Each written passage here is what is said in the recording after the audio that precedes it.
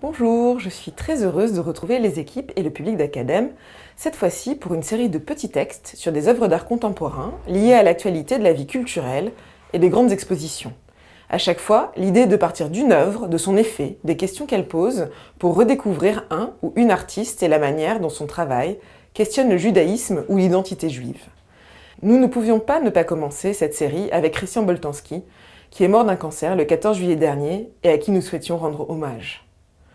L'Opéra Comique, le Château de Versailles et le Musée du Louvre se sont liés pour honorer sa mémoire le 12 octobre, avec un parcours et une reprise de Faust, son œuvre opéresque qui avait investi, avec notamment la violoncelliste Sonia Wider-Atherton, le parking au sous-sol du Centre Pompidou, comme une résurrection et une récompense, juste après le premier confinement. C'est par une œuvre visible au cœur du deuxième confinement, après, que je voulais commencer cette série. Je ne savais pas que le plasticien était malade quand je suis allée voir ce qui est peut-être sa dernière œuvre à la galerie Marianne Goodman en février dernier. Alors que tous les musées étaient fermés depuis le 15 octobre, que nous avions l'impression de vivre une vie noire et caverneuse de première nécessité et de couvre-feu presque aussi claustrophobe que les années dans la cache du père de Christian Boltanski pendant la Seconde Guerre mondiale. Le plasticien raconte d'ailleurs dans son autobiographie « Les vies possibles de Christian Boltanski » « Mon père était juif d'origine russe. Pendant la guerre, ma mère catholique a eu peur. Un jour, elle a fait semblant de s'engueuler avec lui. Ensuite, elle l'a caché sous le plancher et a demandé le divorce. Il y est resté 1 an et demi dans cette cachette, puis mes parents se sont remariés. » Son neveu Christophe Boltanski a d'ailleurs écrit un roman sur la question chez Stock, qui est paru en 2015, La Cache. Donc alors qu'on vivait cette vie un peu caverneuse et que les limitations de liberté, la fermeture des musées faisaient écho à cette vie des sous-sols du père de Christian Boltanski, les galeries, lieux de commerce et donc définis comme essentiels, avaient pu garder leurs portes ouvertes au début de l'année. La majesté de la proposition de Christian Boltanski et de Marianne Goodman, qui avait la taille et l'envergure d'une belle expo temporaire d'un grand musée, nous a juste éblouis et réchauffé le cœur pour l'hiver. Mais aussi fait passer de l'autre côté, après.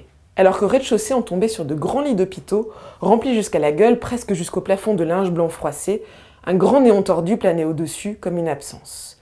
Les accumulations, les linges froissés font toujours penser chez Boltanski aux derniers biens des juifs volés et entassés à leur arrivée dans les camps, comme c'est le cas pour les 2 œuvres de réserve du musée des enfants, conservées au musée d'art moderne où l'artiste a eu sa première grande exposition en 1984.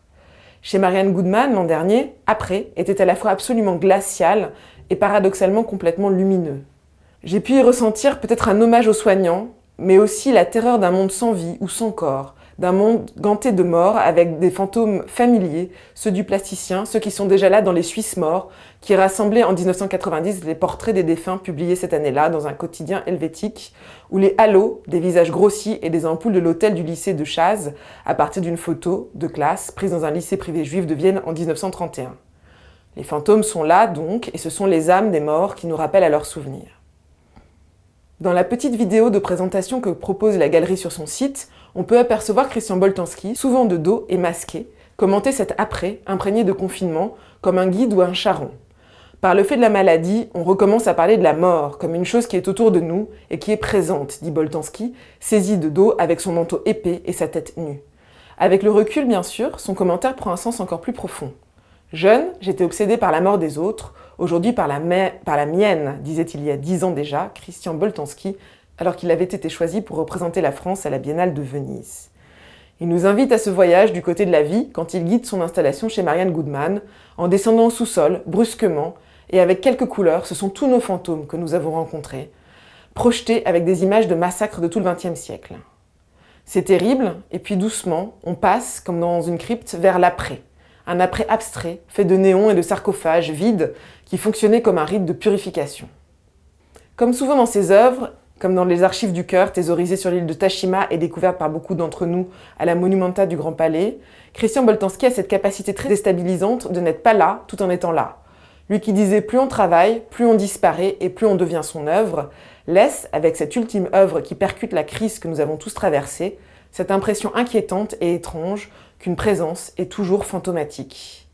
Juif, Boltanski, rien de rituel chez celui dont la mère était corse et catholique, et pourtant, quoi de plus juif au XXe et puis au XXIe siècle que ces fantômes des morts non enterrés. Juive également dans une sorte de théologie négative, de blasphème écorché émacié, la puissance de son art à mêler les vivants aux morts et à choisir en Faust triste la mémoire des ombres. Par exemple, avec The Life of C.B., œuvre qu'il a nourrie depuis 2010 et projetée au Museum of Old and New Art à Hobart en Tasmanie, Boltanski a vendu sa vie à David Walsh, un joueur professionnel. Depuis 2010, il a été filmé dans son atelier et les images ont été retransmises en direct de cette caverne du musée, les personnes venant lui rendre visite faisant partie de l'œuvre.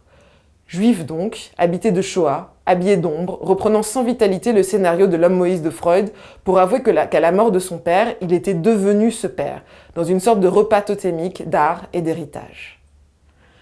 Paradoxe donc que cette disparition d'un artiste qui n'a cessé de disparaître, de se fondre avec les ombres. Que le cancer ait emporté Christian Boltanski le 14 juillet dernier, c'est au sens propre du mot incroyable. Et la tâche est difficile de faire le deuil d'un immense artiste habité des morts de la Shoah et qui n'a cessé de nous immerger dans le fantomatique. On n'imagine pas que les survivants puissent un beau jour d'été, où le pass sanitaire s'est mis doucement en place et où les musées rouvrent leurs portes, mourir.